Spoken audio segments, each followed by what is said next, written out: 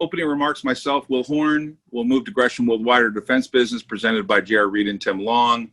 Then we'll move to Coolisys Technologies, Power Solutions business, our EV charger developments with Amos Khan, the CEO. We'll finish up with the Alliance business, which will be Darren McGough. And then Will Horne and myself will wrap up, and the new CFO of DPW, Ken Cragen, will be on too, which is great. Let's go to the next slide. So here's a basic overview for people who are new shareholders to the company. Gresham Worldwide is our defense business. We are a true holding company. The parent company literally has shared resources. We help oversee reporting, accounting, capital raising, etc. at the parent company. And Gresham Worldwide, Coolisys Technologies, and Alliance are all separate subsidiaries. We reorganized the company into what we think are three really easy things to understand. They all are generating revenue now, and they're all very easy, clean to report separately, internally. We use the operating company to provide autonomy to the subsidiaries, to raise permanent capital, and to help each company grow. We look at each business independently. Is their ability to someday possibly be an independent company? But right now, we're all one big happy family. Next slide. This is the current structure. Some important things to point out on this slide is we did last year create an executive committee made up of myself, the chairman and CEO, Will Horne, vice chairman and recently appointed president, Henry Nisser, director of EVP and our general counsel. If you see the stars next to the asterisk, they're on the executive committee. We meet every day, and the executive committee makes decisions at the parent company together. It is not a solo act by any stretch of the imagination. It is a true executive committee that meets and gets input from not only the three of us, but really important people at the company like Ken Cragen, the CFO, Darren McGough, David Katzoff, our senior VP of finance, and Joe Spaziano, who is our chief technology officer, which helps oversee infrastructure. You see that the company is divided into three sections. Gresham Worldwide, led by CEO J.R. Reed, as I've mentioned a few times. Coolisys Technologies, run by Amos Khan, who's been with us, I think, for 13 plus years. He was the CEO at one time of Digital Power Corp and was president of DPW for a while. And then at the Alliance business, you have Darren McGough, who's been with us for a few years. All three companies, the addressable markets are beneath them, and you can see all the subsidiaries that run underneath each company. Let's go to the next slide. We wanted to put an overview together of the current holdings, sort of strategic goals, and these are really the three categories we focus on: defense with Gresham, Enertech, Microphase, Power Solutions with Coolisys, Power Plus, which is a brand, and then Digital Power, which is an old legacy business that has been part of DPW for approximately 50 years. And then the financial services and digital business. The digital business has evolved over time and is starting to generate revenue. And we have obviously a California licensed lender. We have an e-commerce marketplace, which is just getting started. It's been around for a year, but finally taking on clients. And then we run a digital learning strategy here. Let's go to the next slide. So, Will, I'm going to have you comment on some legacy issues regarding the MTX contract real quick. I think this is an important thing for people to know because we've had this contract for a while, and it's a big holding of the company. We're a direct shareholder. We're also a lender. Will, could you comment real quickly on the status of MTIX? Sure. So I think everybody knows that we announced this contract several years ago where we entered into an agreement to produce a total of 25 machines. We are effectively 95% complete on the first machine. We've got another machine that's about between 50 and 60% complete, if I recall. And we ended up, over the last year, really, as we struggled to deal with some of our internal issues and our financing, COVID obviously delayed things. Production was delayed. We've been dealing with really 4 or 5 large subcontractors. They're the contractors that produce things like the fabric handling unit, the optics, the laser, fairly large components. And they've been really understanding. We have been getting back on track with them, and we anticipate that we'll be able to start moving along with production late this quarter or beginning first quarter of next year. I will give you a further update, really, as it says in December of 2020. I wouldn't want to commit to anything beyond what I've just said right now. Yeah, I would like to add that I've personally been to Italy and England several times, and the device is wonderful. AVLP has 2 other devices that have already been made, so technically, where they are device, the Whitehead and Meltham machines obviously are operational. This is really an important part of the future of the company. We kind of got over our skis a little bit, but we think that it should dramatically improve, and we will update you sometime in December. But we want to make sure that it's clear that this is an important future part of the company.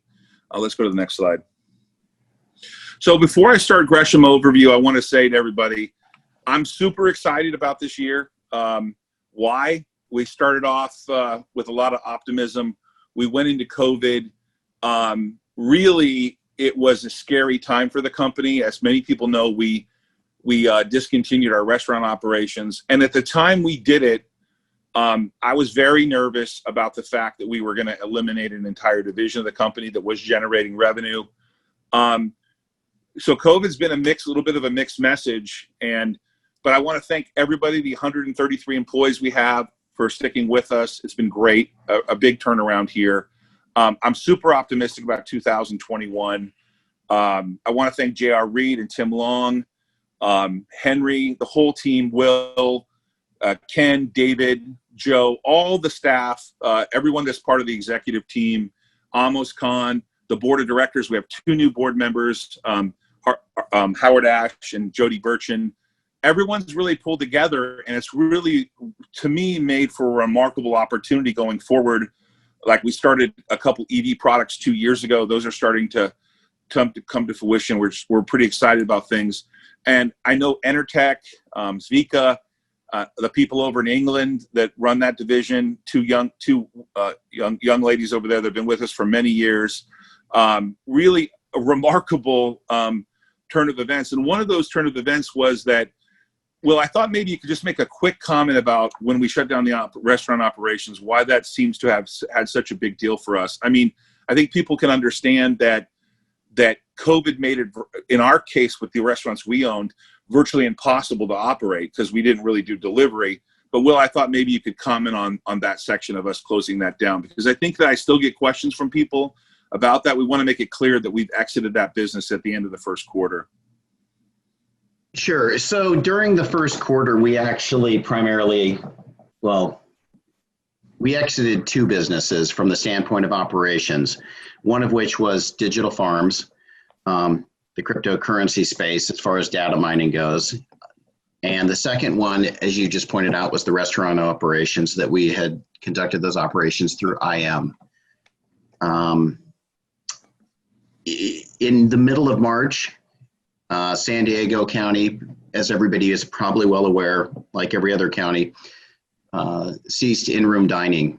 And because of that, and because of the, I guess, small margins or negative margins or profits that we were experiencing at the restaurants, it just didn't make sense to try and reopen these things up as some of those restrictions were eased. We currently carry those liabilities and only the liabilities on the company's financial statements. We have written off and take charges and have taken charges on all of the assets. At some point in the near future, we will eliminate those liabilities. It's just really boils down to a timing of when we finish some legal filings that need to be completed. When we do that, that obviously will have a positive impact on the company's overall working capital, as you see in the balance sheet. Yes, so I'm really grateful, and I want to emphasize how excited I am about where we are. It's a strange environment for us to become so positive in such a really messed up year as 2020. I know 200,000 people have lost their lives, and I don't want to be overly positive in a sense of during the pandemic, how bad things got for a lot of people. But one of the people we're going to bring on next, J.R. Reed and Tim Long, I want to just give you a visual of what happened to me and the company and Microphase in 2020. About March, I got an email from Tim that said, we are shutting down our operations in Connecticut. And this is a really important part of the company. Tim will talk to you about the projects, the F-35 and what we do there.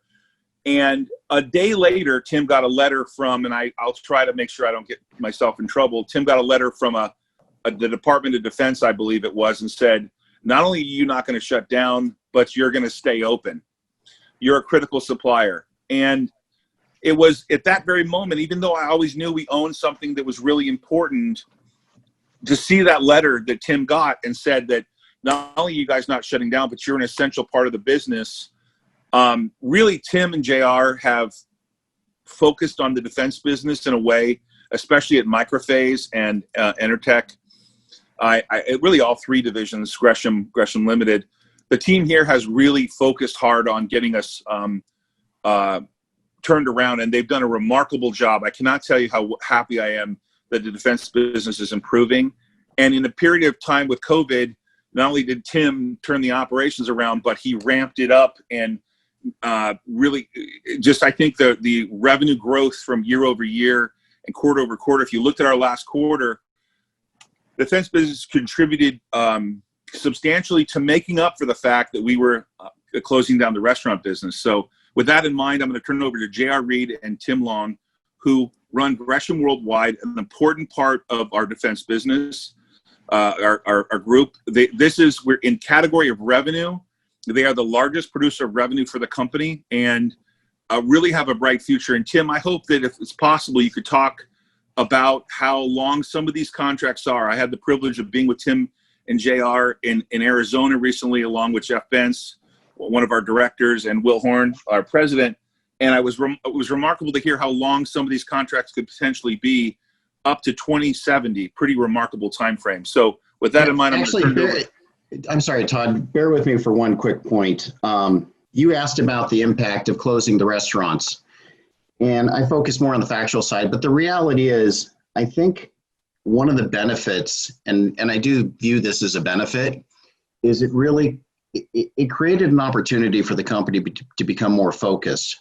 If you look at us before, we were in multiple segments, and I think it was difficult for investors to understand that. So right now, what we're looking at, as you pointed out at the beginning of this presentation, is we've got three divisions.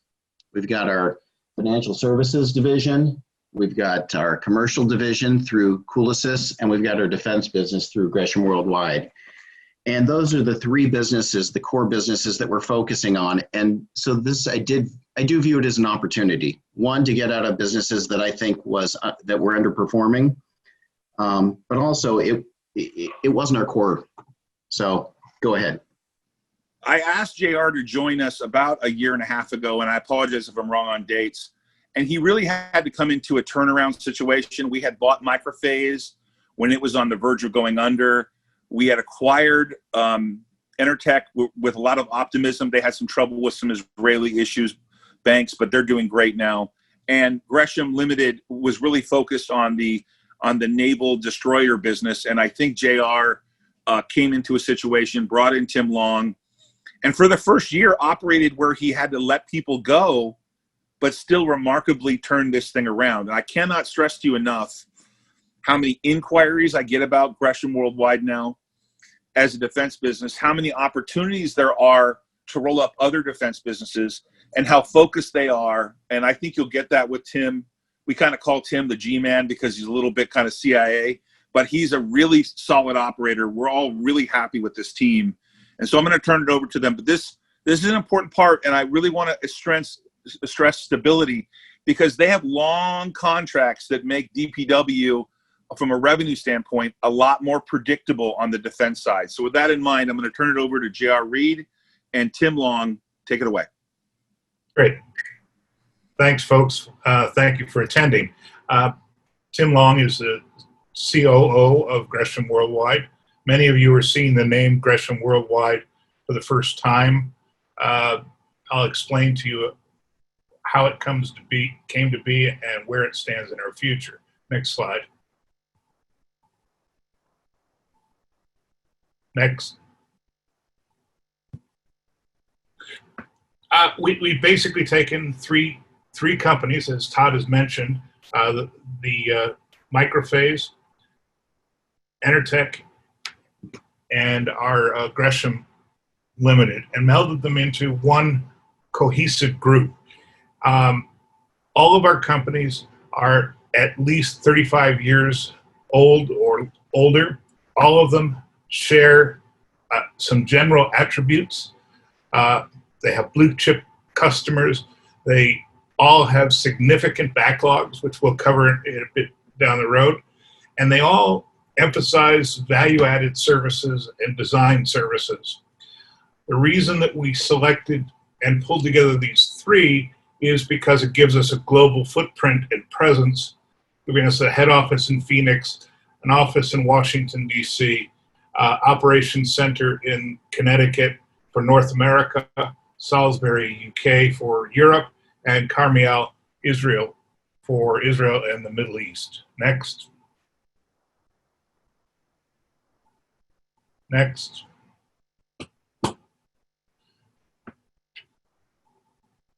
We offer bespoke technology solutions. We develop solutions for the requirements of our various customers. I'll let Tim talk about exactly how we do these technology solutions and why it's so important and so specialized. That puts us in a unique position where many of our contracts are totally sole source contracts, where we're the only people who can and will make some of these very key components for our defense customers around the world. Tim? Yes. So offering our clients, many of our clients are it's a blue chip list of clients, including the U.S. Defense Department and the Ministries of Defense around the world, as well as a list of who's list of global defense contractors. But we build to our customers' specifications, and in that way, we have a way of limiting the field of competition. I hesitate to use the word sole source because there's always competition out there, but because we have these where we have designed customized products to our customers' needs, it is very difficult for our customers to go to alternate sources for a couple of reasons. One, these applications are embedded in defense platforms that, as Todd was referring to, have very, very long life cycles. And if you change that technology, then it causes a couple of ripple effects. You have to redesign the entire kit that our components go into or our solution enables. And then you have to retrain all the people who are maintaining those systems. So we design radio frequency, wireless communications devices, total end-to-end solutions as in Enertech with all kinds of missile launch guidance, command and control systems and such. The summary of what we do is we provide solutions that are custom designed and we guarantee to manufacture and be on time and be cost effective. And so it really is that bespoke technology solutions. We don't just respond to bids, requests to bids. We actually work with our customers. Next. Next. Tim has really affected the turnaround of Enertech systems. Enertech, Enertech is a multi-purpose turnkey operation based in Israel. It provides missile launching systems, missile tracking systems, missile test systems for the Israeli government, and also by way of some joint ventures into India and other countries that we cannot name coming from the Israeli market. We, again, provide solutions and services. We do full rack missile testing systems and command and control systems.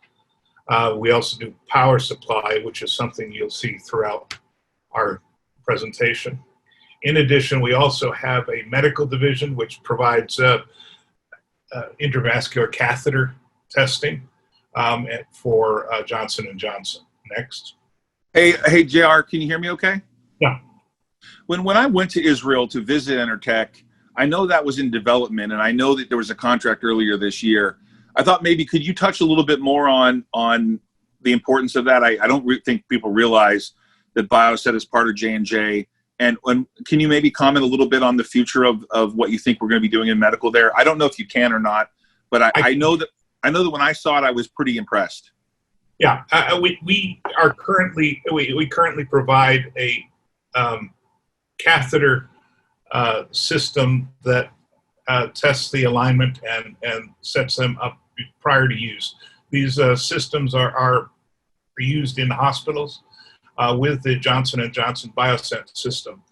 We are actually, this week, we've rolled out our start plan on our phase 2 second generation system with a view towards providing Johnson & Johnson and Biosense as well as other customers this really key technology that allows catheters to be used effectively and accurately around the world.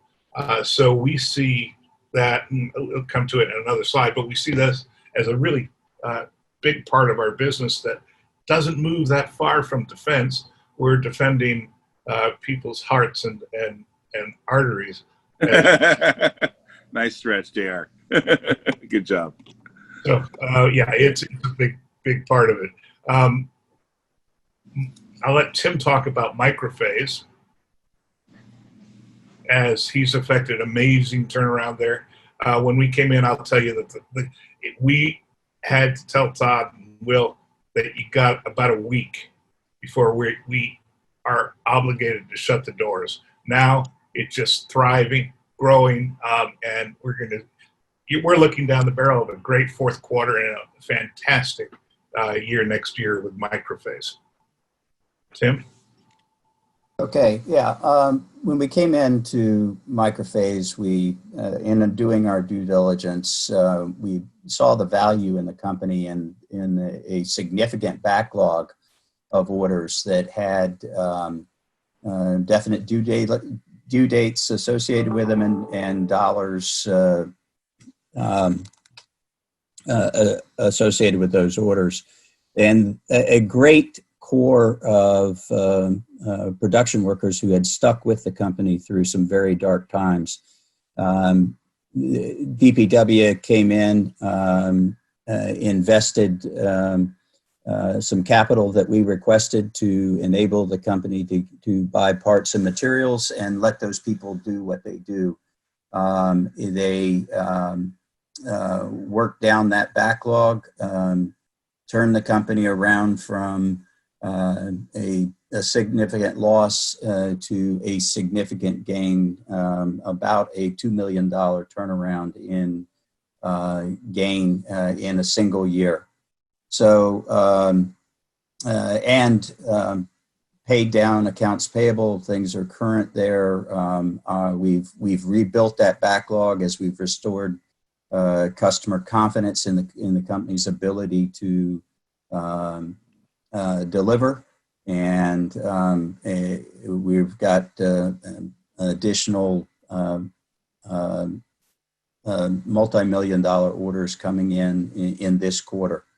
So it's a great story, and then the potential for growth going forward is, again, we are embedded with clients who have requirements going out for 15, 20, in some instances, 50 years. So we've been fortunate enough to be involved with the F-35 program, and that program just continues to grow and grow with the U.S. Defense Department, as well as the militaries of countries all around the world.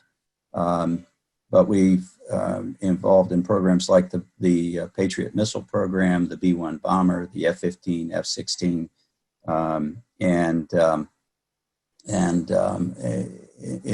the opportunities there at Microphrase, as Todd said, we made the decision to shut down. We got a memo from the Defense Department 2 hours later, and I had everybody back at work that Monday. No, we didn't miss a beat. And that's one of the great things about this business as well, is that we are somewhat insulated from the pandemic. In times of turmoil, defense budgets tend to grow. In this administration, of course, the U.S. Defense Department budget has grown significantly. But that's the case around the world with our customers. Microphase is doing well and has a great future. Next. Gresham Power is a company based in Salisbury, England, and it provides defense contract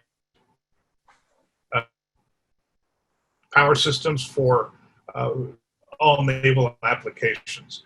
We currently provide product to the Royal Navy, as well as 9 other countries throughout Europe. Gresham has been around, I think, how long? 63 years. And we've taken on the Gresham logo because of its great heritage, because it really extends a power position for us. And we felt that it was a really good banner to be running under on a go-forward basis. We do submarines, surface fleets, and helicopter starters and the like. So it's a strong small business that we expect to grow into a large business. Next slide. Next.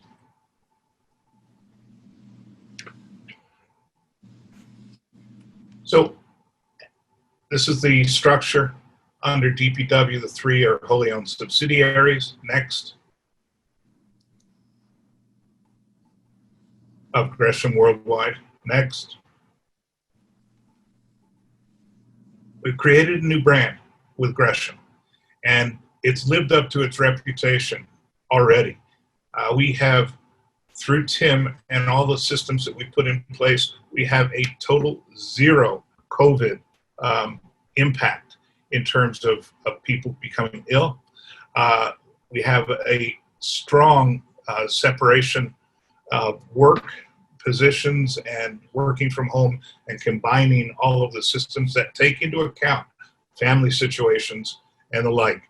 We've been lion-like in producing systems to make sure that we stood up and operated. All 3 of our companies are in some of the worst hotspots for COVID: Connecticut, New York, the UK, which is currently shut down almost completely, and Israel, which is completely shut down. But we're still operating. We're driving numbers stronger than last year, pre-COVID.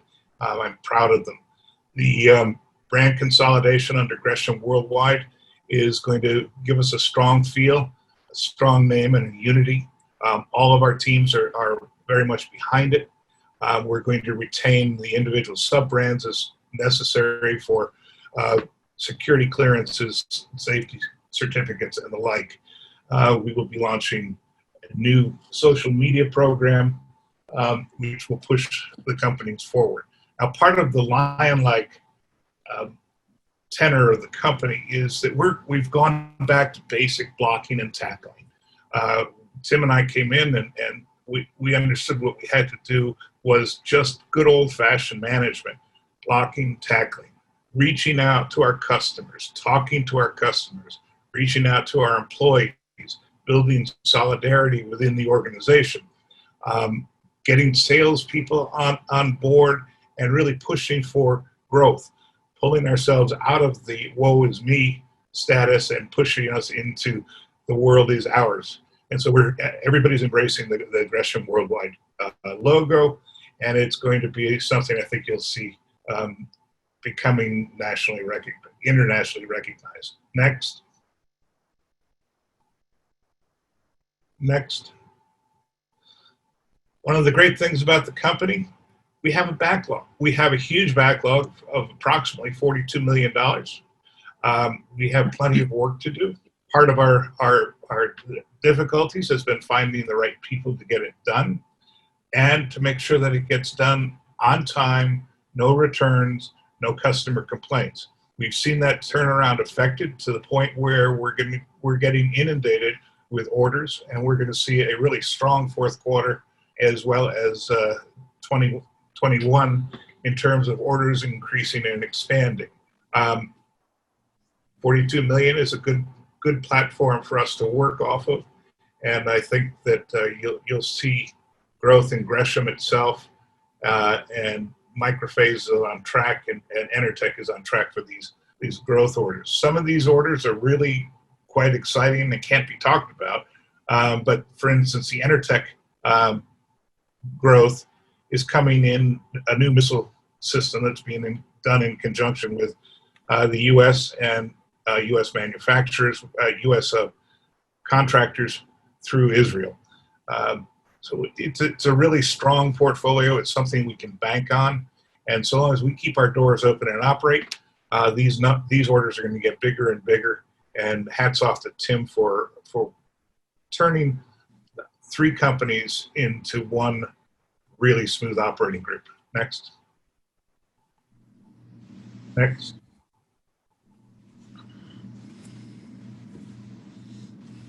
The other thing we have a backlog, but we have a backlog not with Harry's parts department.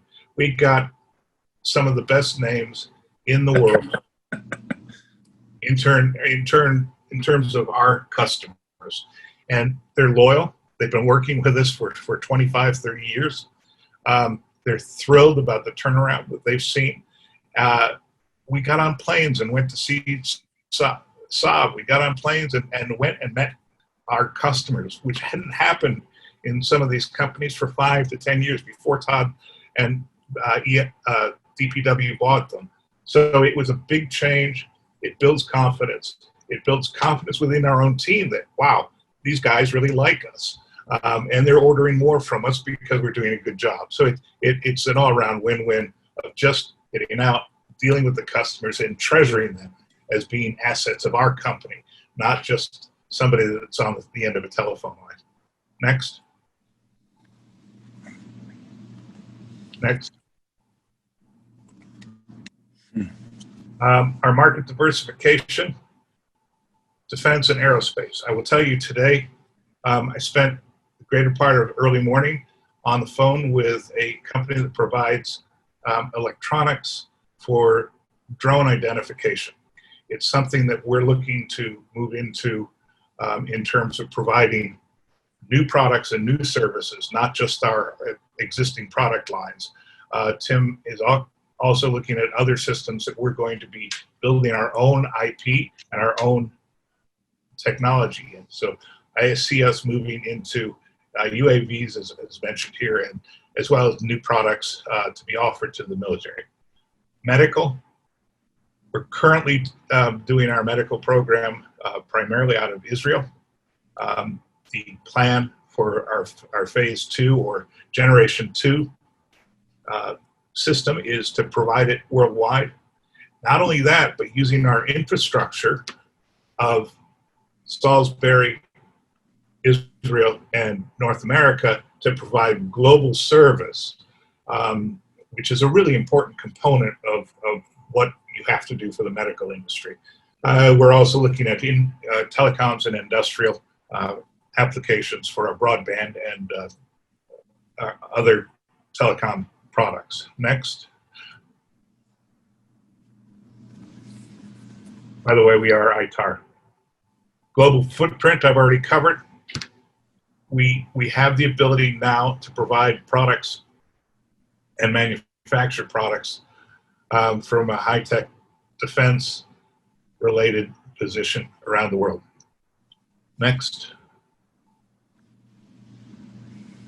By the way, Tim comes from a government relations background, and is a really, it's how we met, and he's really strong in his communications and inroads into the government. I've talked about... JR already told everyone he was CIA. We're good, man. No, please don't. Not do it. He's just a great relations guy. And he's going to kill you, Todd. He probably could. The other, as I talked about before, customization capabilities, it's the big difference. Provide solutions, provide technology, and provide product. That's what we do. We don't just rebox existing product. Next. Next. Next. And we can run a slideshow every once in a while too. JR, which one do you want to be on? Yeah. Revenue trend or this one? You're getting a lag. Oh, I'm sorry. Our design competencies are numerous. We just had the AS9100 inspection. Tim, why don't you talk about our certifications and particularly what we went through this week? Okay, yes, we just completed our ISO 9001 second year surveillance audit. The auditors were particularly impressed with the progress the company had made.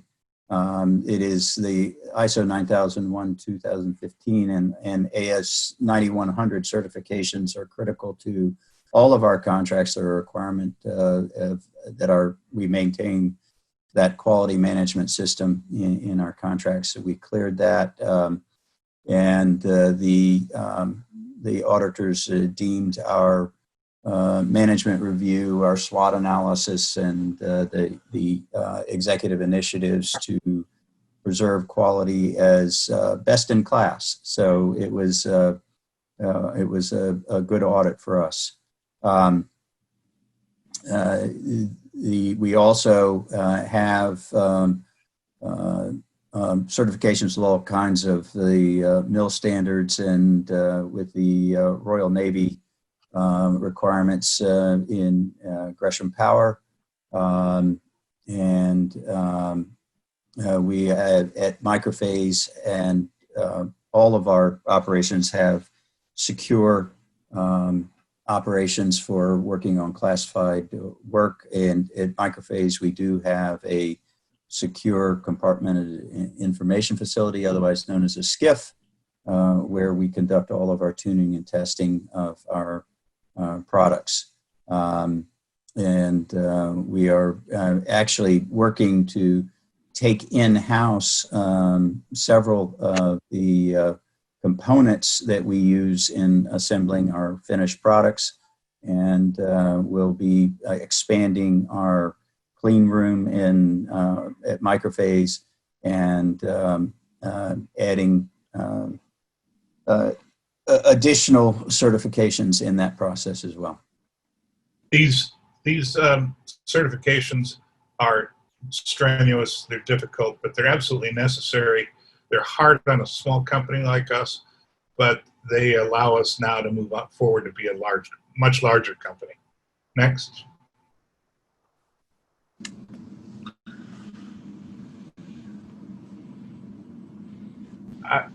I'll leave you to look at the numbers, but it's that we're seeing numbers that are going to pop through on Q3, Q4 in excess of where we are today. We're seeing an upward trend even in the middle of COVID, so we're quite pleased. Next. Next. This is where everybody gets to take shots at me and tell me that I'm consuming too much something. but we believe that we're going to hit for 2021 over 25, maybe 28 million, and move forward to 40 million for 2022. Significant growth platform. We expect to grow organically. This is reflecting primarily organic growth, but we also are very, very active in a process of evaluating various acquisitions that are pure accretive acquisitions, not turnarounds. Tim and I are tired of those. We'd like to add a lot more accretive acquisitions, and the market is ripe. We're being approached on a continuous basis for companies that would like to become part of us in a variety of different ways. Next. Hey, JR, I think that's important for everyone to reemphasize that JR's team is not looking to make any acquisitions in the turnaround space anymore. And they're very active in looking at smaller defense businesses that can be accretive in these three categories. And so I'm very optimistic with what they're doing there on the accretive side. We made a really strategic decision, and I think JR and Tim got a little exhausted with having so many turnarounds right away. But I think we're seeing really good opportunities there, and I think that's something that JR and the team are doing great there. Right. And we expect to realize perhaps even some in 2020, but certainly going forward, I'd like to see some parallel growth between organic and acquisitive, but accretive acquisitions going forward. Tim, I'd like you to talk a bit about the defense project, the defense growth. Yeah, as I said before, the U.S. defense spending has done nothing but grow under this administration. And regardless of the results of the election, that will continue at least for the first 2 years of the next term, because the new administration, or if there is a new administration, will have no impact on the defense budget until really the third year of their term. But in times of uncertainty and turmoil, defense budgets are going to continue to grow. With regard to the U.S. environment where Microphase is operating, the air defenses, air programs are tending to grow the most. We are moving, we have several legacy programs with the B-1, the F-15, the F-16, Patriot, but we're also in programs like the F-35 and the B-2 bomber, which have life cycles that extend out into decades. The other side of the business, whether it's the U.S. operations or in UK or Israel, is truly global operations in selling to the militaries and defense contractors all over the world, whether those be, JR had mentioned Saab, Indra in Spain, Aselsan in Turkey, and we're selling into the militaries and the ministries of defense in Commonwealth countries for Gresham power and into the Middle East. The only impact that the pandemic is having in terms of our growth is just limiting our ability to go out and meet with people in person.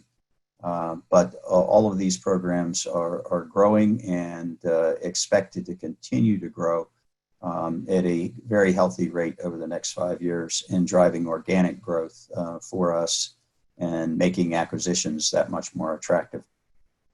And how about this for, I never thought I'd live to see it.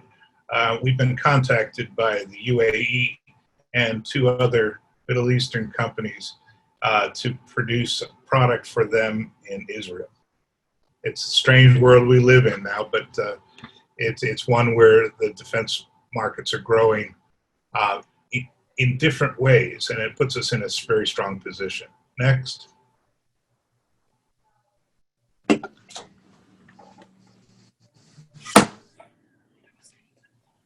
you mentioned, we're actively involved in procurement and foreign military support. There's a number of programs that we're participating in that we're not at liberty to discuss in great detail. Next.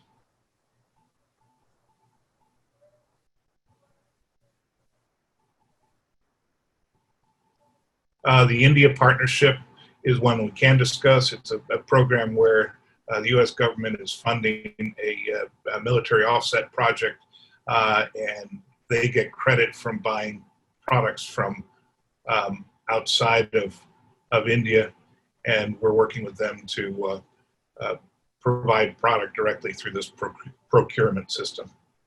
Next.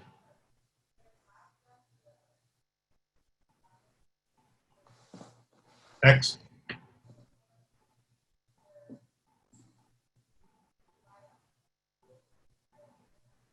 Tim? Yeah, so for the next couple of years, JR and I will be focused on the base, which is really the defense business and the opportunities before us in the military markets.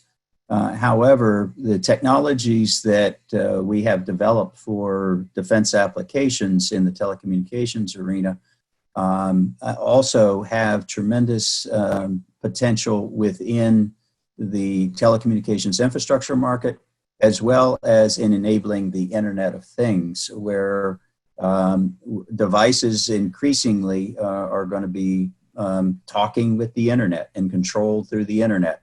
So the demand for wireless communications devices is going to continue to escalate over the next decade or two.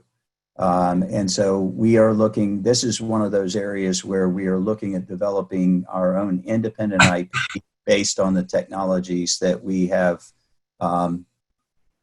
created in the defense market and market those into the major telecommunications carriers, as well as the purveyors of consumer electronics and other devices that need to be able to communicate wirelessly with the Internet. And that it's part of our program to not only do what we have done for 45 years well, but to really start kicking in a bit of R&D to build for the future. Next.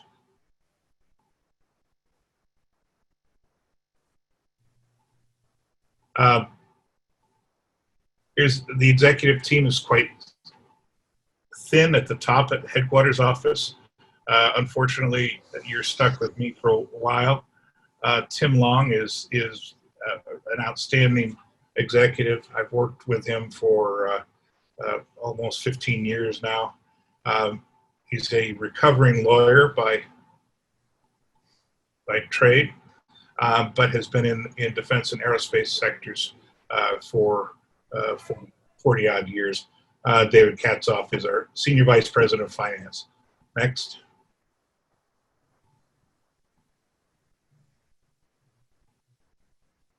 Recap: strong, enduring customer relations, substantial backlog, global footprint, enduring brands, and very significant opportunities for rapid growth. I believe very strongly that we're tracking to be a $100 million company within 3 years. And it's very, very doable. It's a very exciting time to be in this space.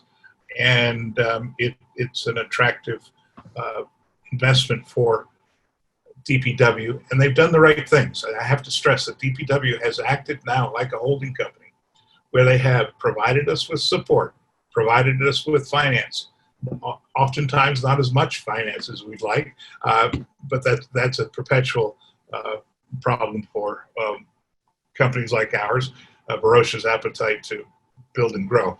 But DPW has acted like a turnaround company. They've taken us and they've allowed us to turn around the companies and create great value where very little was existing when they bought them at the right price.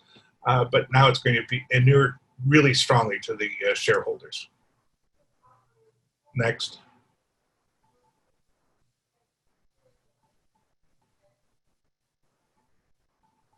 And that's about it. It's a pretty boring company in terms of product, but exciting company in terms of prospects. Hey, Thank JR, you can hear me okay, right? So I do want to emphasize to everybody, and I appreciate JR and Tim presenting. There is an executive at Intertech that couldn't be with us, is Vika. There's a great team over there in Israel, and as JR and Tim talked about, an important part of what they do around the world in terms of military stuff, a really good leader over there that JR works with really well. But it's no secret that JR wants to bring the company public.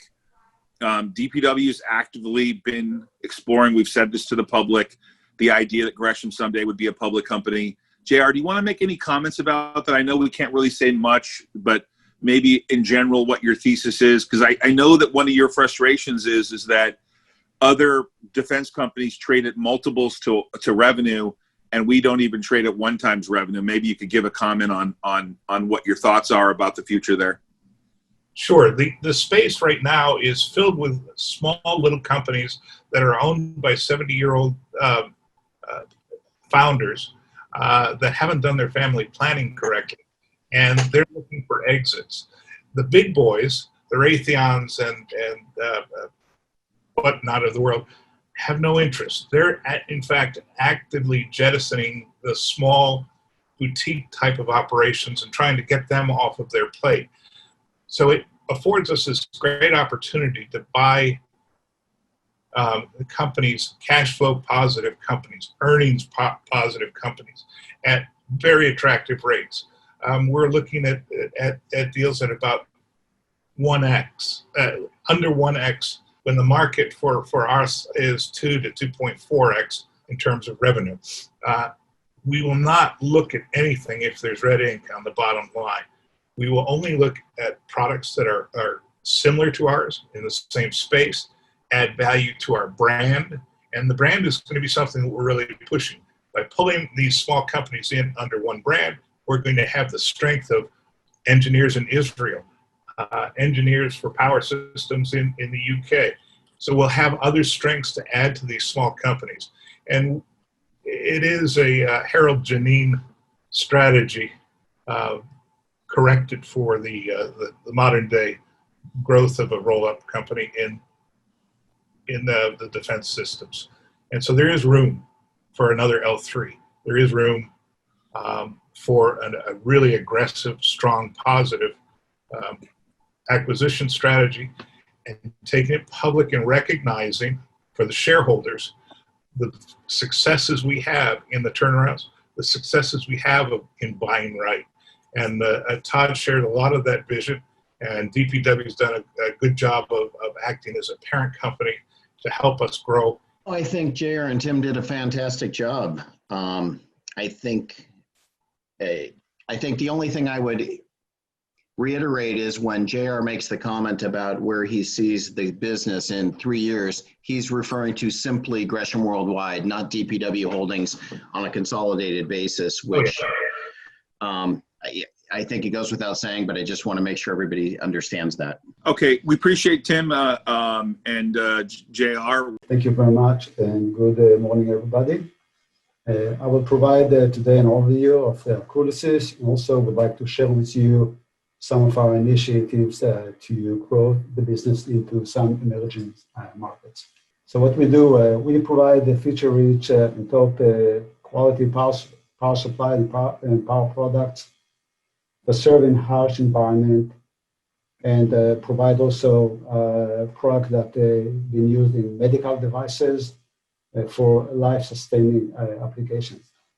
We also leverage our well-established 60-year-old subsidiary, Digital Power Corporation, to provide advanced power solutions for diversified markets, including the defense and aerospace, medical and healthcare, industrial and telecommunication, and most recently, we have released our electrical vehicle charger product line, and we also getting into the energy storage solutions.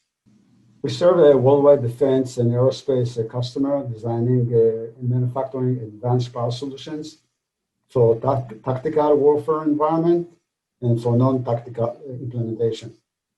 We also specialize in the wide range of power devices for medical applications, and we are compliant with all the applicable regulatory and safety standard that required for medical power elements. For industrial and telecommunications market, we provide cutting edge and very high efficient power supplies. We use advanced engineering topologies for our power management, and we are achieving the highest density in our product line. We also just announced about a couple of weeks ago on our new high density power release that we have been using for this type of applications.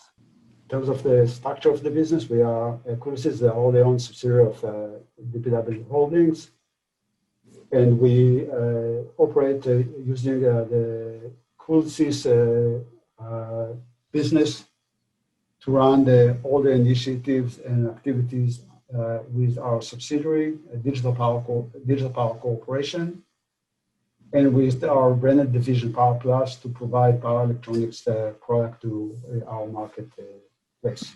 Next, please. So if I just split the activity under the two brands, so under Digital Power Corporation, we manufacture and designing high-grade power product with the highest efficiency for diverse markets. Under our Power Plus brand, we develop and provide comprehensive value-added product with customized configuration to meet the customer requirements and customer needs. Here's some example of the product line that we developing and manufacturing under the Digital Power subsidiary. So most of the product are ruggedized product designed to withstand the harsh operating environment. We are a full service company. We design and manufacture custom and standard product, and we use many, and our product are used in many different applications. Some examples of product that you can see on the right-hand side is the gyro stabilizer, airborne power supply, high energy laser source, broadband power supply, storage systems, and also you can see our on the bottom, on the right bottom, our new electrical vehicle chargers. Through our branded division Power Plus, we provide wide range of customized value-added power solutions. And some examples are on the right-hand side, such as the high-power multiple output power system, laboratory configurable power supply, scalable and redundant power switcher, and some others. This is some of the certificates that we comply with. You've seen some of this of those in the previous presentation, but for our medical and healthcare product, we obtained all the relevant medical and safety certificates, and we are operate according to some FDA requirements.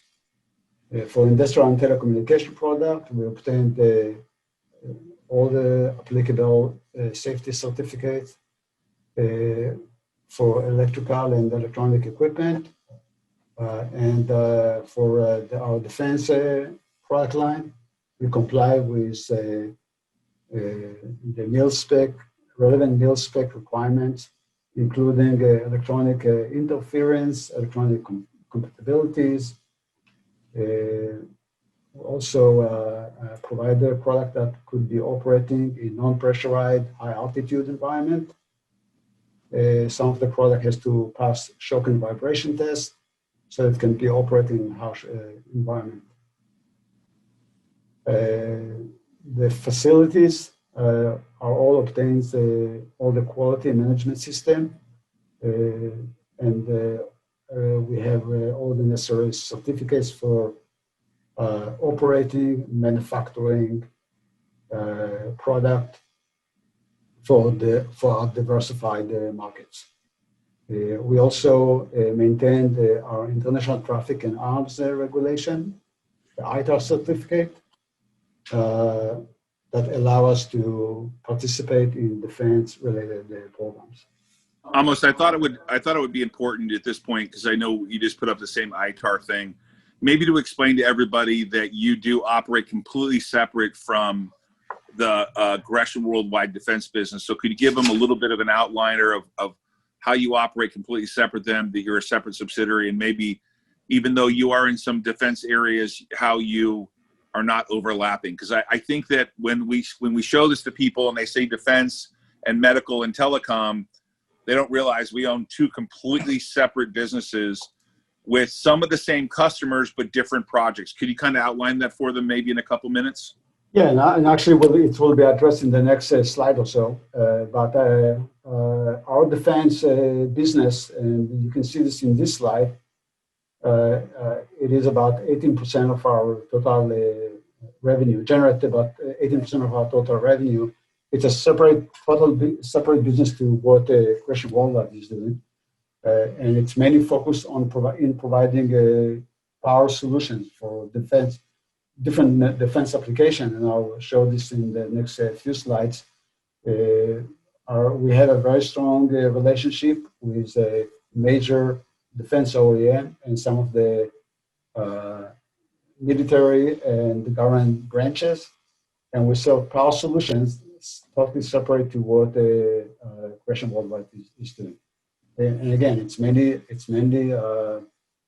we're participating in the power business. So we provide this power switchers, power converters.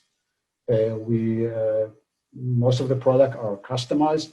We provide a power distribution system to highly classified special forces vehicles and some other programs.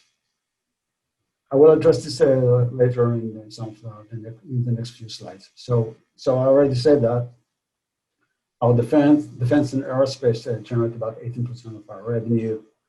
In the medical and healthcare, we provide customized power solutions that goes into different applications. Those are operating under all the safety requirements for either patient contact product or non-patient contact product. And that is very important to understand. There is a big difference between a power product that goes in operating electrical bed, engine and control in bed, in the hospital bed, or a product that goes into a surgical instrument that goes into your body for procedure. Both need power, and we will providing the power that is required for those type of applications. And so we are we provide very high advanced power that is comply with all the requirements and standards for different type of medical applications. In the telecommunication business and industrial business, we've been actually many years involved with this market segment. That is the initial market that the company started a long time ago, we've been focusing on. And we are continuing to provide a solution for this business. Some of the contracts that we have with our customers are over 10 years contract. As like Tim mentioned before, we have a very long relationship with our defense customers, of which some of the contracts are reaching now 15 years. And with the medical customer, we have 10 years contract, and with telecom contract are between 5 to 7 years. If I see those different market segments, defense market is a long haul relationship and allow us to participate for very good long predicted time. With telecommunication is faster moving. You implement a solution, and then 5 years later, you go to the next level, and you need to participate all the time. With medical, you've got about 10 years of the contract for each application. So this is shows some of the application examples that we provide our technology. I addressed this in some of my previous slides in the conversation. But for telecommunication, we provide the power solution that powering the wireless infrastructure. We have a Korean customer, for example, South Korea, that is using our power supply, and they have over the border between South Korea and North Korea, they have a communication system that is that they are using for identify the movement and any interaction, and we provide the cloud that goes into those deployments. We developed in the past technology for the cryptocurrency mining business. I think that we have one of the most high efficient power supply that can be used in crypto mining servers. We also developed a very high-end cloud computing power system that we use for back-end servers, and we have more other products. We are also in this area very focused on the broadband and broadcast networks. We have a lot of experience, and we produce very unique product to serve that market. In industrial, we have a power supply that powering semiconductor machines, laboratory equipment, diagnostic equipment. Some of our customers are mainly focused on in this area of instrument for diagnostic and for laboratory measurement. We have product that goes into oil drills infrastructure, and we provide the control and solution for that. Large packaging equipment, very large printers, they're all using our products. In the defense and aerospace, we discussed this previously. We have a classified and unclassified power solution that has been used. Many are all customized to those specific applications that we are involved with. We provide a gyro positioning and navigation system that many use for artillery system or precise artillery system. We provide a tactical network and communication system that is mainly used by one of the military branches, and we have more examples.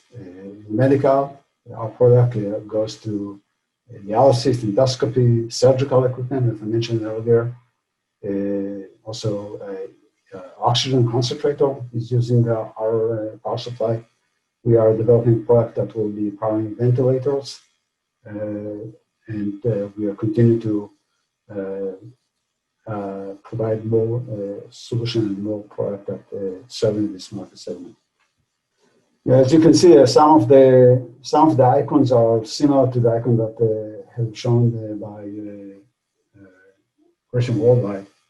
So we show some of the customer different applications, probably different segment of those companies.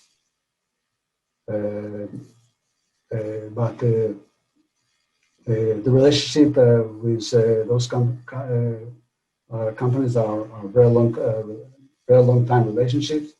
Most of the solutions that we provide are customized solution and focusing on the power business. We're also leveraging the U.S. government Foreign Military Financing Program, or FMF program, that help some country to purchase the defense equipment from the U.S. And we do have a relationship with overseas defense OEM that buy our product, leveraging this budget. This is also something that they mentioned in JR presentation, and I think that there is a place for cooperation internally.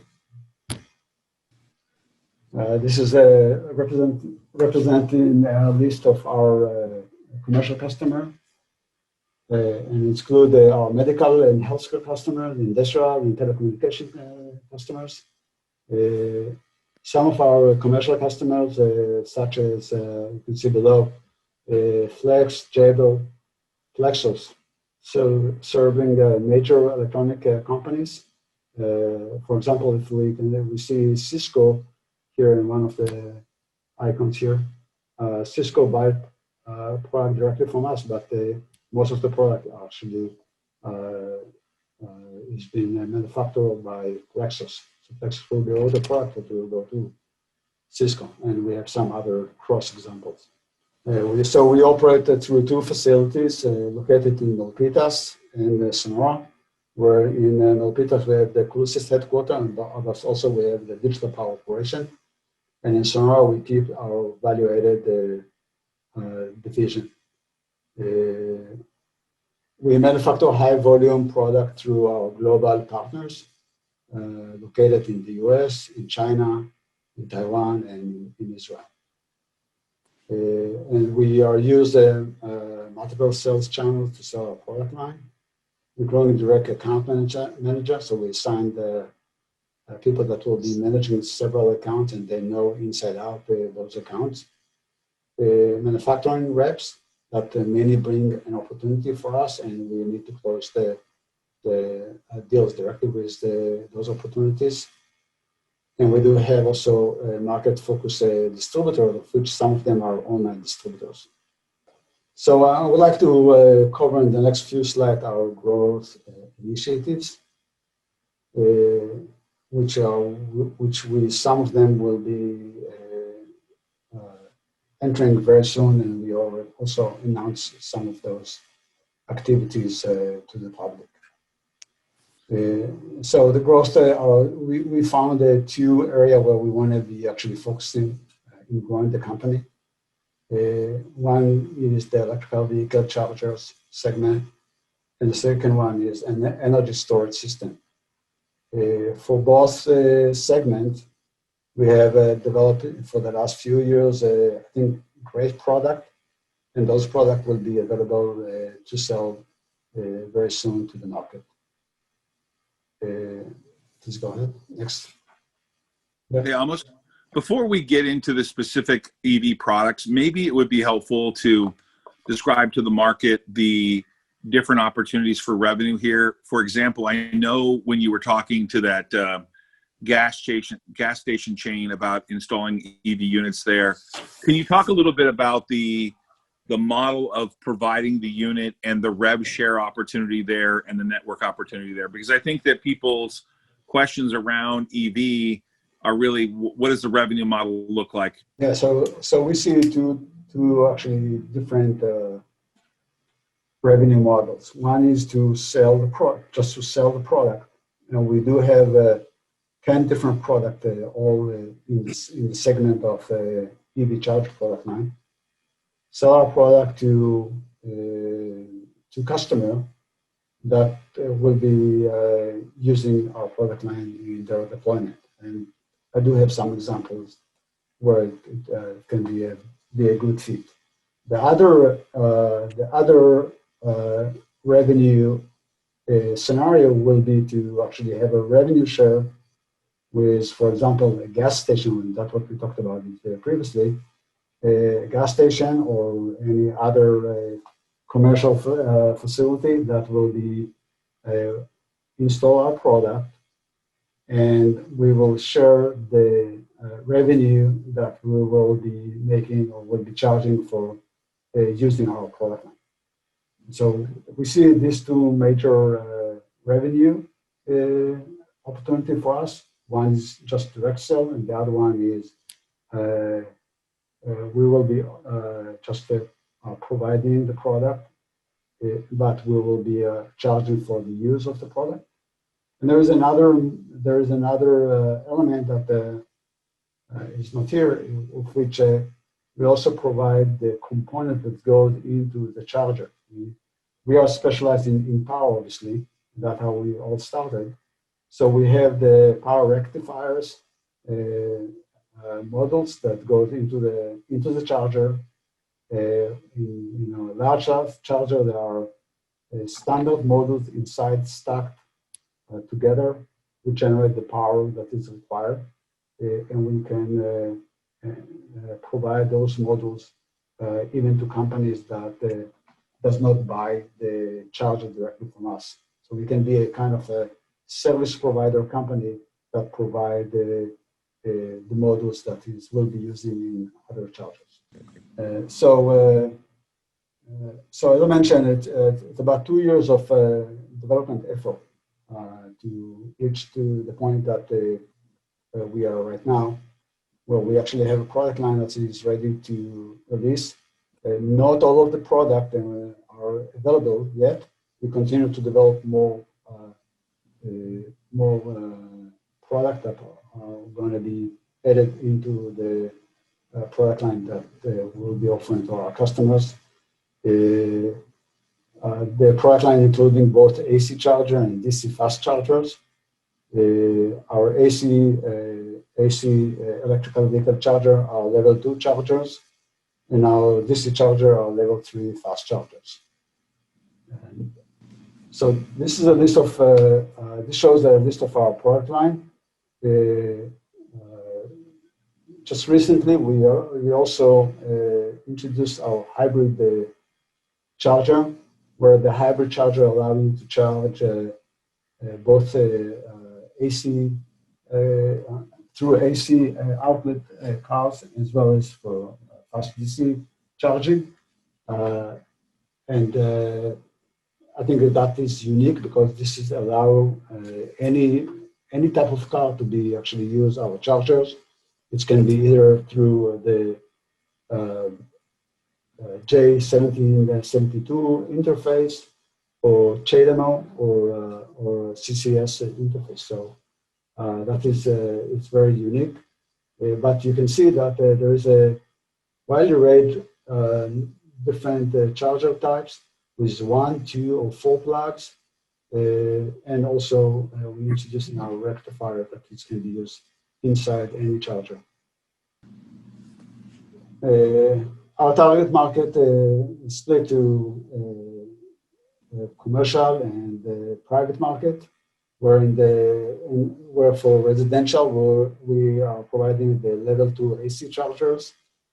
And for commercial market, we provide level 2 AC charger as well as a level 3 DC fast charging. Our charger product can be used in different applications and different deployment. It can be used in a private garage, for example, driveway, also in multi-dwelling residential facility. At work, our charger can be used in the office building parking facility, for an example.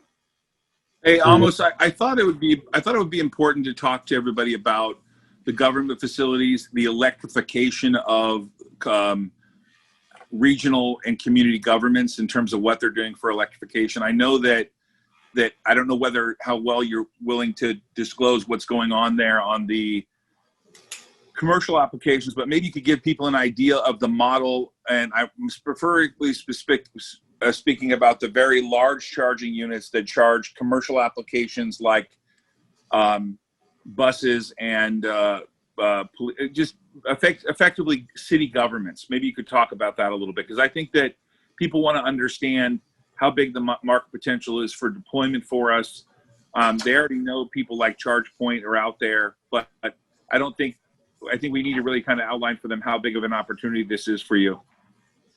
Yeah, so e-buses and e-car or e-truck, let's say, it's a huge opportunity for us. And that's why we were focusing initially on the very large charger and then scaled down to smaller chargers.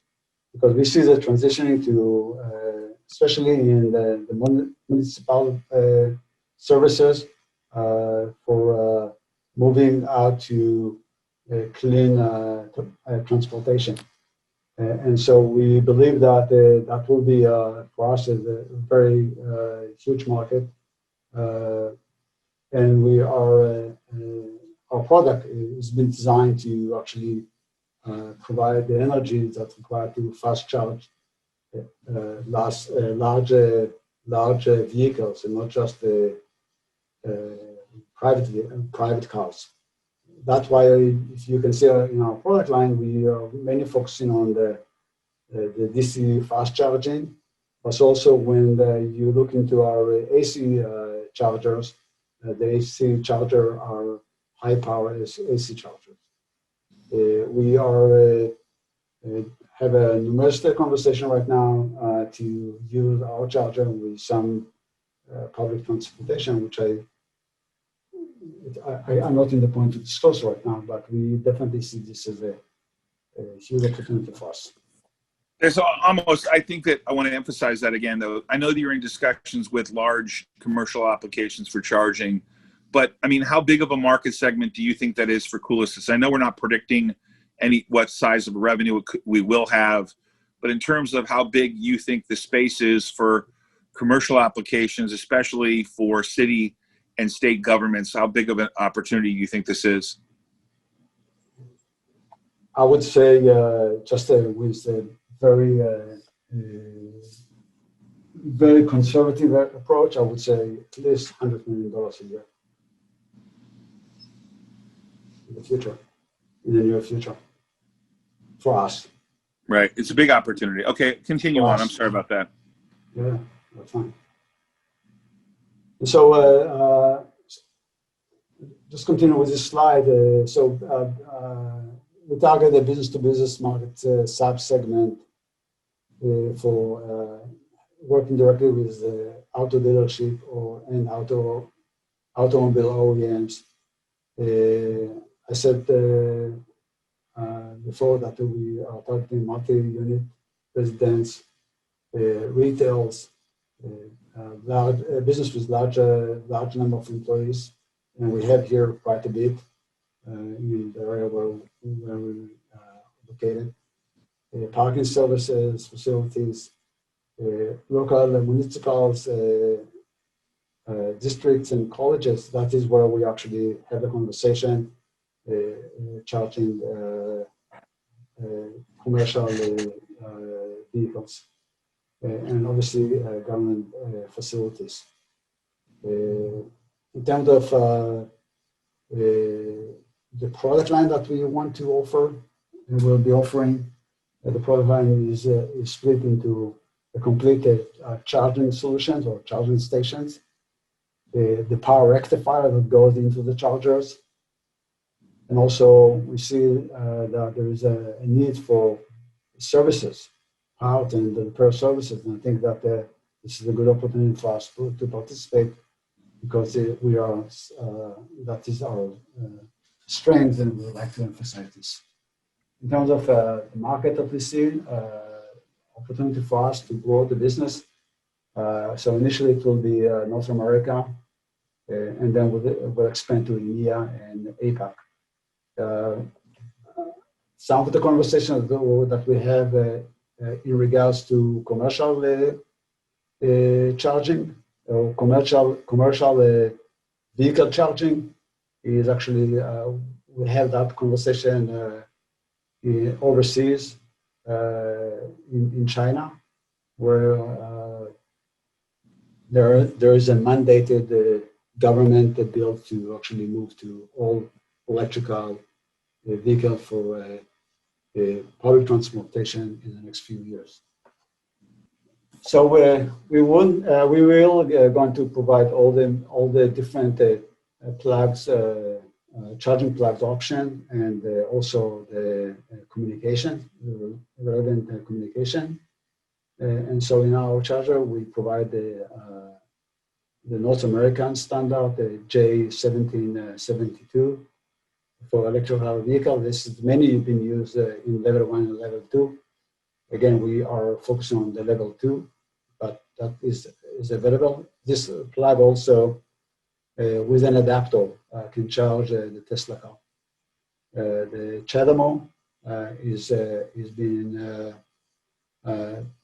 used for many Nissan manufacturing cars, such as Honda, Nissan, Mitsubishi, Toyota, and some others. And that will be available in our DC fast charger. And obviously, we will be also providing the combined charging system, CCS, that can be used for either AC or DC charging. And car manufacturing that many using those interface of Ford and General Motors, BMW, German companies, Volkswagen, Audi, Volvo, and some others. Our charging plugs are available. Any mix of the charging plug is available from our chargers. So, for example, the charger with a two charging plug, we provide the option either to use the CCS 2 plugs or the combined CHAdeMO and CCS. With our hybrid charger, where we provide AC and DC charging services, we will provide the J1772 for the AC charging, and for the DC charging, any type of charging interface based on our customer needs or based on what we see that is the best suit for the deployment that we're going to use the charger. So this slide just a more educational slide. Just explain the difference between the difference between the levels, charging level, and the benefit for using each one. So level 1 it's give you very short mileage of driving per 1 hour charge, and it's mainly used by private customer or residential charging overnight. And usually, the car dealership provides this charger bundle with the car, so we don't really see that give us a huge advantage to sell this type of product. However, level 2 already you can use that for commercial deployment and for residential deployment. So there are companies that provide fleet charging services for multiple cars. It's a higher power and allow you to charge multiple cars from a single charger, or fast charging from a single charging interface. And obviously the DC, fast DC charger that we provide,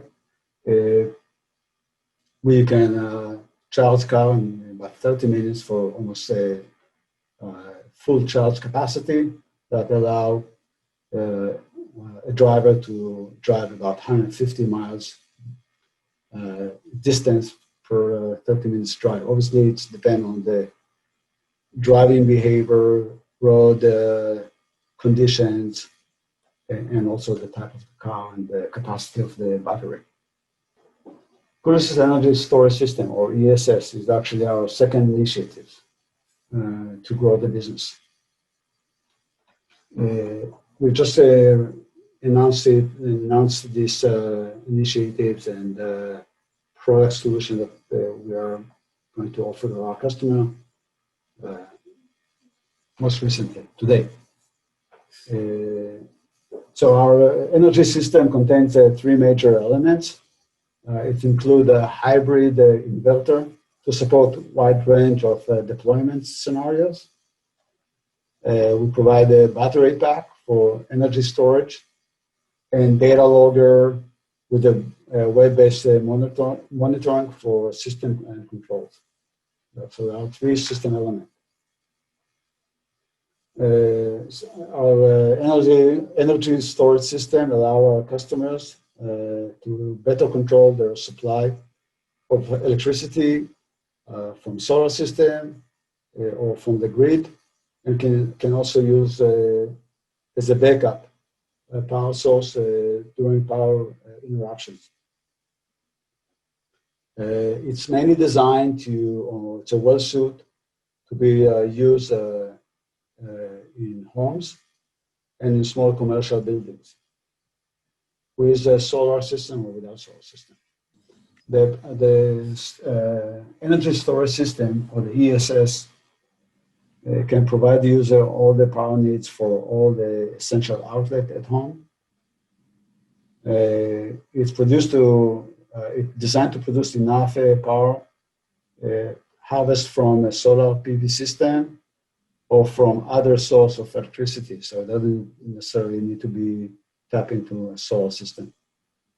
And it is a feature web-based portal to optimize the use of power generation from the Coolisys CSS, and also to allow the customer to optimize the rate and the utility electricity from the utility electricity supplier. The benefit that we see with our ESS system is to allow continuous use during the utility outage and interruption. And this is something that's coming very often right now, either here in California because of all the wildfires, and because of the climate change. We see this more in the Mideast. And so that's really a good solution for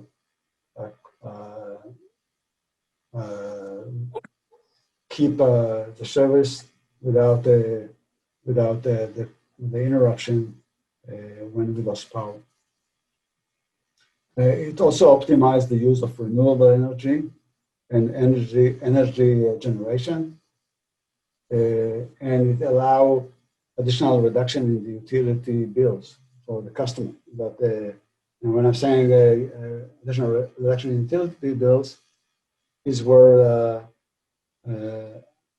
homeowner has a PV system installed, and he can program the system to be optimized and when to use it and when to actually provide the services and power to the grid company.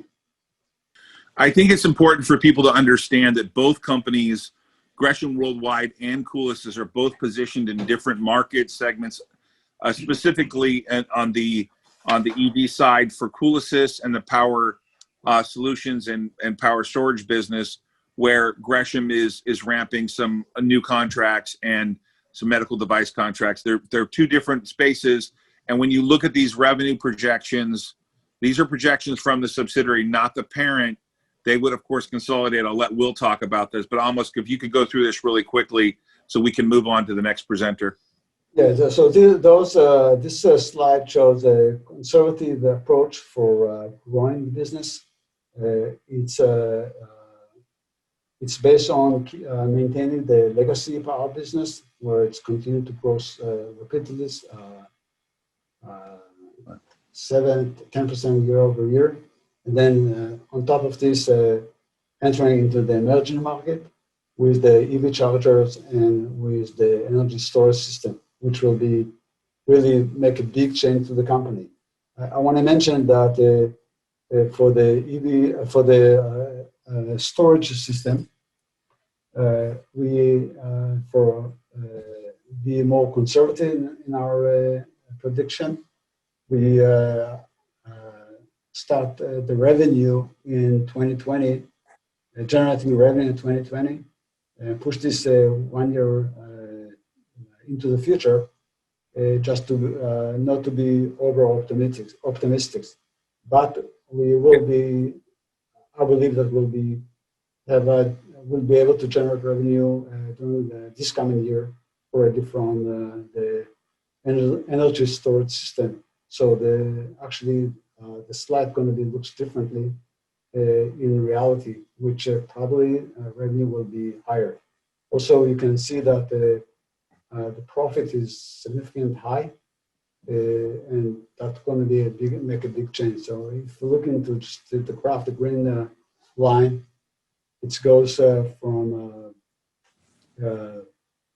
this year that we almost break even to about 600 to 700,000 next year, over $4 million in 2020, and over $7 million in 2023.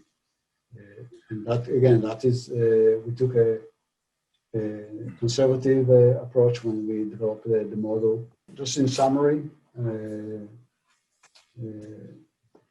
we provide outstanding technology for power supply and power products.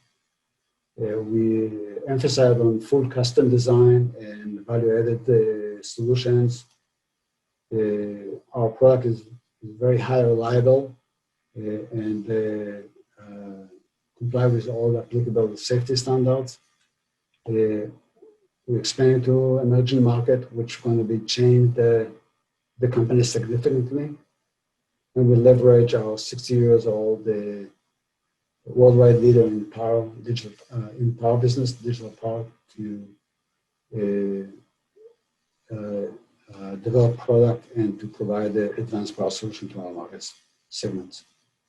So almost, let's talk about things that DPW needs to do for Coolisys Technologies. As everyone knows, Amos is an engineer, and he's a very good engineer. He's made some great products. We recently brought on a consultant in the EV space out of Nevada. I know he's on the call. He has brought us opportunities for HOA, for new construction projects. He's brought us opportunities for in the electrical vehicle charging market for basically what you can call commercial semi opportunities.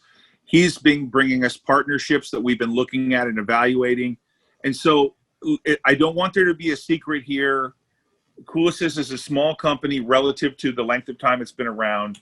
Amos does good with a very small team. We are going to need to expand the sales force around EV. One great thing we have is Jonathan Reed, was effectively one of the fathers and founders of the EV space in his earlier predecessor companies. And we have a lot of knowledge base here to draw from. I've asked Jonathan to help with his legacy knowledge here. We are going to have to build out a sales force. We are going to need partnerships here. You're going to see a lot of activity around the EV space for us because we need to support it. You don't just get to say you have an EV charger and it works. The business model has to be proven out.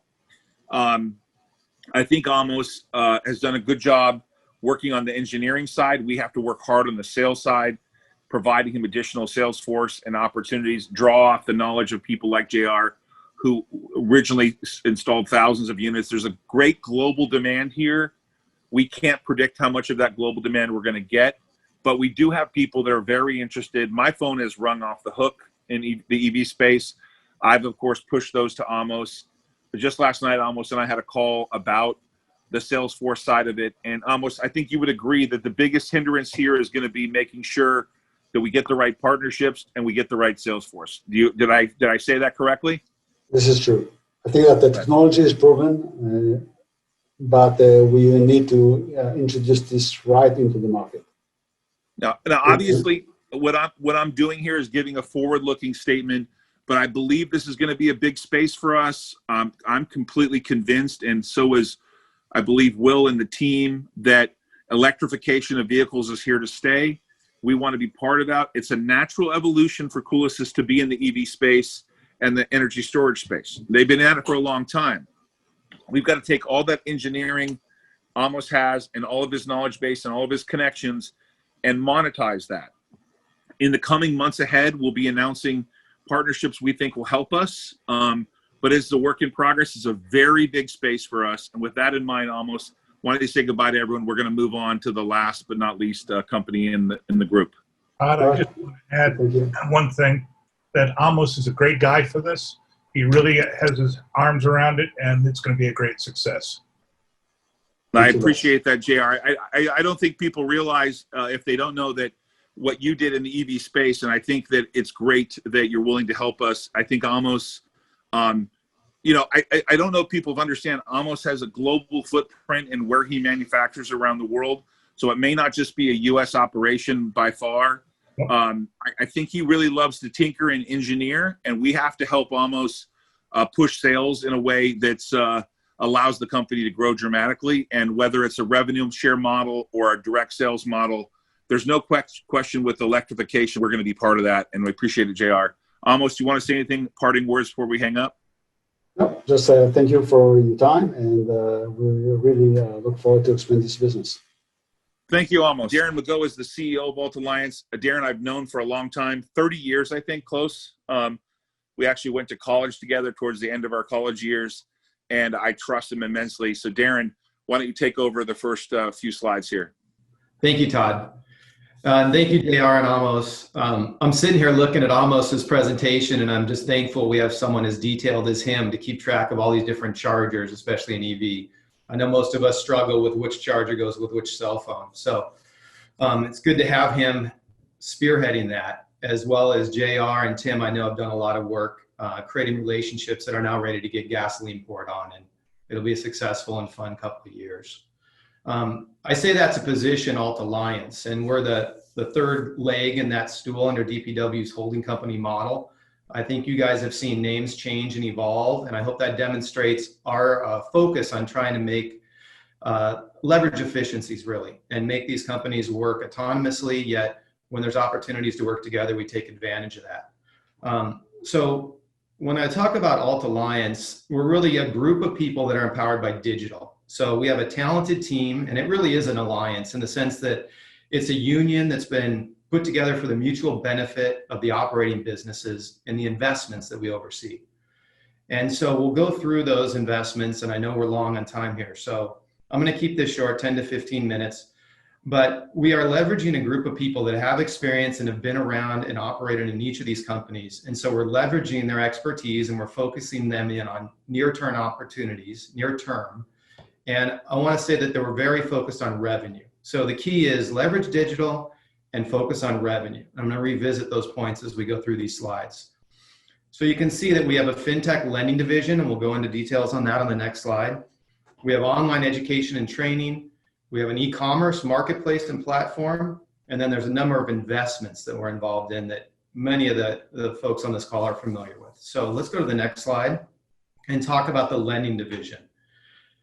Now, the lending division was formed in 2016, so it's been around for a while. It's had a lot of success in putting together loans, both externally and intercompany, about $20 million worth, including a $10 million convertible loan to MTIX, which is Avalanche International, symbol AVLP, and prepares both commercial loans, and we're also entertaining or leveraging our license to create relationships beyond what we've done traditionally. So we have a group of folks focused on how can we generate more revenue here, what makes sense.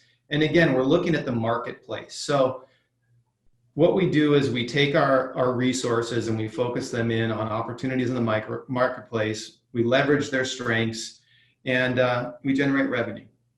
Let's go to the next slide. I should say it's very rare to have the fintech license, so it's a great opportunity for us to stand out against competition as well. I would say, Darren, one of the things we should add to that is that license is really a development of future partnerships too. And so we are looking at hard in terms of fintech space of partnering with other mortgage companies, because we have a lot of lead generation there. So the unique part of that thing being digital is that there's a small team there, and it can become profitable very quickly. And because we're an all digital platform, the overhead is obviously controlled in a big way. So we have a lot of hedge funds and other lenders that we partnership for direct lending opportunities. We are awaiting the state to approve a brokerage license for us there. So we have some things we have to work on there. But the experiments we've had to sell to lending to public companies has worked out really, really well. And so I can emphasize that in 2000, sort of here and beyond, we expect the lender to continue to contribute profits over time. That's something we're pretty excited about. Sorry about that, Darren. That's right. No, there's great market opportunities, Todd. Thanks for emphasizing that. And then part of what the team's been doing over the last, 24 months, really, as I mentioned here in the bullet point, is create content. So we have a strong group that's familiar with how to create content, and now we're leveraging that ability for online education and training. And because of COVID, there's been a shift to that in a dramatic way. And there also is a tendency for those that are post-college or post-education, traditional education, to go back to online training, online courses to further their career, better understand how to grow their business, how to take their companies public. And so we're putting the team focused around different offerings, and we expect some revenue growth in Q4 and beyond, especially with education and training. So we're going to look for that to ramp up in 2021, especially. You want to add anything there, Todd? I would say that the great part about this business is we were already working on it pre-COVID. It is now something that we're accelerating. We have developed, I think, a few thousand. I mean, I don't know. Joe's sitting next to me, so let me ask the question: how many hours do you think we've developed of content so far? It's a couple thousand. A couple thousand. So I think the monetization path there, which people don't know about, the sort of secret that we have at DPW through the Alliance business, is that that's really high margin revenue for us. It's reoccurring, it's evergreen. And for example, YouTube, those checks will only grow over time, and the other social platforms we're leveraging are going to generate real margin. And I think that when that gets to scale, that'll be really exciting. We'll get a different kind of multiple around that margin. We expect this to be a very big growth category for us in the fourth quarter and beyond. COVID has just emphasized this. We've all went digital, our whole entire team. Like Ken's been working from home. JR's had to work from home, but it's really worked for us. And it's a strange digital impact that I just did not expect to have happen for us. So I'm super excited that we're well positioned here. I think that will be really incremental revenue. One of our goals, and I want to emphasize this is just a goal, but we want this business to cover our entire corporate overhead. We're hoping in a couple years, we can generate enough revenue here and enough margin where our entire holding company revenue is covered, and we cover all of our overhead there. And then ultimately the other subsidiaries we have are where we ramp our profit. But this is something that I'm pretty excited about. We're behind the scenes here. We're doing it, but we already have thousands of hours of content, and it's growing. I think we have grown in subscribers and other things by the thousands, and we don't have anything to report yet, but when we do, it'll be substantial. It really is one of those things where you do the work and then you reap the benefits. And that is sort of the spirit. I mentioned revenue, but these are high revenue opportunities. So when they do come together, there's typically multiple sources of revenue that are generated. And then they're high margin revenue. So let's move to the next slide where that's further emphasized. It's funny, Darren, I was thinking earlier about what I would say about this. And with one of our partners through TikTok, I never thought that TikTok would be something that would become so important to what we're doing here. But some of our I guess we'd call them some of the talent on our network coming from TikTok, we ultimately think is the TikTok platform, as long as it survives, will ultimately end up helping drive some of that e-commerce revenue. And it's an interesting dynamic happening with all that's going on. So it really is. And we're a small team, so we're forced to work smarter and leverage people that have experience in a space like TikTok to drive traffic, or Instagram. And so we're doing that whenever possible. E-commerce, because of the change in retail, especially this year, is such a great opportunity. Again, high margin. We leverage channel partners, so people that have contacts with luxury brands, and we bring those to our network, which we've already created. And so some people might say, how do you shift into an e-commerce business, especially fashion business? But, as you mentioned, we've known each other for 30 years, and the team's been around for a long time and has had exposure in a number of different areas with our investments, building platforms, even with our investment within MTIX. You get involved with the fashion industry, we make contacts. And so we're leveraging those opportunities to, again, work smarter. And this business, people need to know, is live right now. Even though it's powered by Shopify, and that truly ultimately we think will end up being a partnership with them, because they'll run the back end like they do for Kylie Jenner and others. You didn't drone on too long, Jerry. You did great, buddy. Anyways, sorry,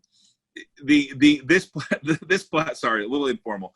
This platform is up and live. We expect to have about 1,000 SKUs by the end of October. And we already know we have those 1,000 SKUs, so I can really say we'll have about 1,000 SKUs by the end of October. We don't do the delivery here. We do not handle the fulfillment. It is not the traditional drop shipping operation that people think. This is a partnership relationship where someone comes on. We've only taken on one channel partner because we want to grow carefully, I think Darren would say.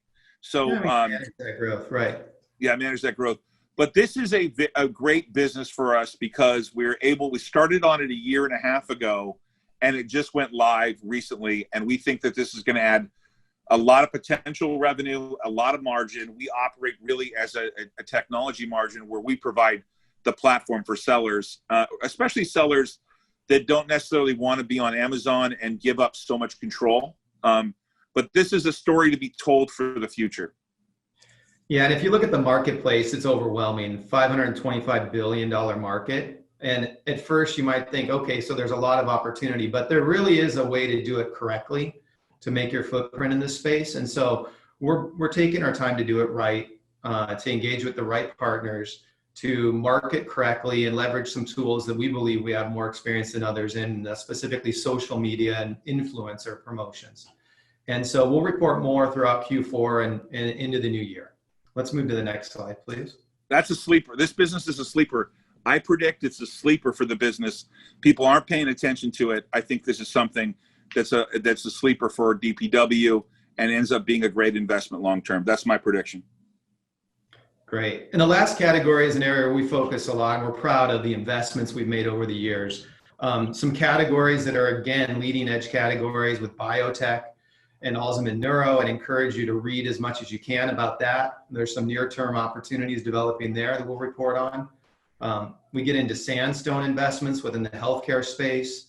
Material science, MTIX is looking for, as Will mentioned at the beginning of the conference, is positioned to really take off with the right funding. And so we're working to direct funding around their efforts, as well as real estate. We've gotten involved with the 456 Lux Hotel. They built a really good foundation there, and it's starting to emerge in that city. It takes a lot of work. They had to cut through a lot of red tape, but we're going to see that investment come together as they move towards finishing up the hotel at the end of, I believe, end of 2021, early 2022 because of the delay. I think the problem there, Darren, is people think hotels and COVID's pretty bad, and it is. But we think once this is over and there's a vaccine, the ones that survive will thrive. This will open up sometime in 22, and we'll be on the back end of this whole COVID mess, and hopefully the hotel will benefit. It is a beautiful hotel. Yeah, and really that's the beauty of DPW Holdings is the diversification and the way we are able to position ourselves to respond to changes. Let's move to the last slide in the interest of time and talk a little bit about real estate here. I'm jumping to the second bullet point because to Todd's point, there are some areas that have been impacted. You heard us mention the data center when we were working with digital farms. And commercial real estate has taken a hit when you look at office space, but we've seen a dramatic increase in the need for warehouse space because of the online e-commerce space and 5G and the need for access to power. So we are still pursuing very actively, and we might be able to announce something soon regarding a data center with access to a large power. So don't think that's gone away. It's like fashion. Todd mentioned he's excited about the revenue that he sees developing there and growing.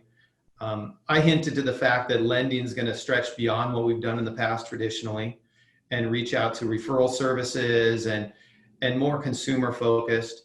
And then this training and licensing I think is a sleeper as well. So these are the key areas of future growth. We'll be leading with those as we move forward to the next conferences. And that really summarizes it for now.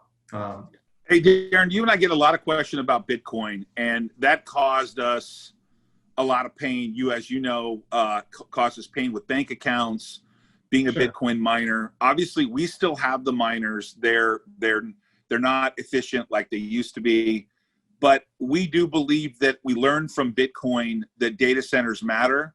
And so I think everyone needs to pay attention to the fact and be looking for our entrance into the data center space. I think Darren's identified a wonderful opportunity there. And if we're able to pull that off, we will be able to do high density compute, and we will have a lot of power. Darren, maybe you could talk about the potential power we would have if we're able to conclude that transaction.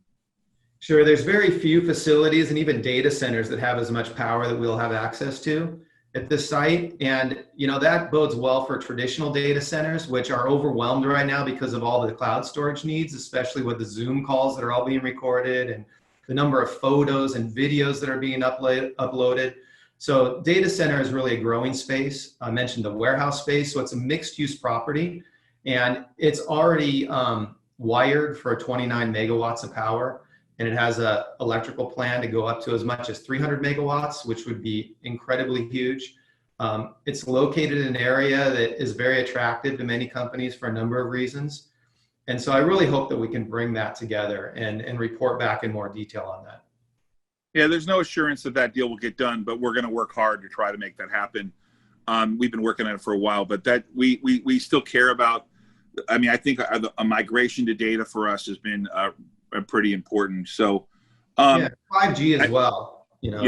Yeah. So you know, we obviously we're trying to work on the third leg of the company is really a digital strategy, and we're really focused on that. I think we have a great team that's worked at figuring this out over the last couple of years. So with that in mind, Darren, do you want to have any closing comments here? No, I think we should move to Q&A. Appreciate that.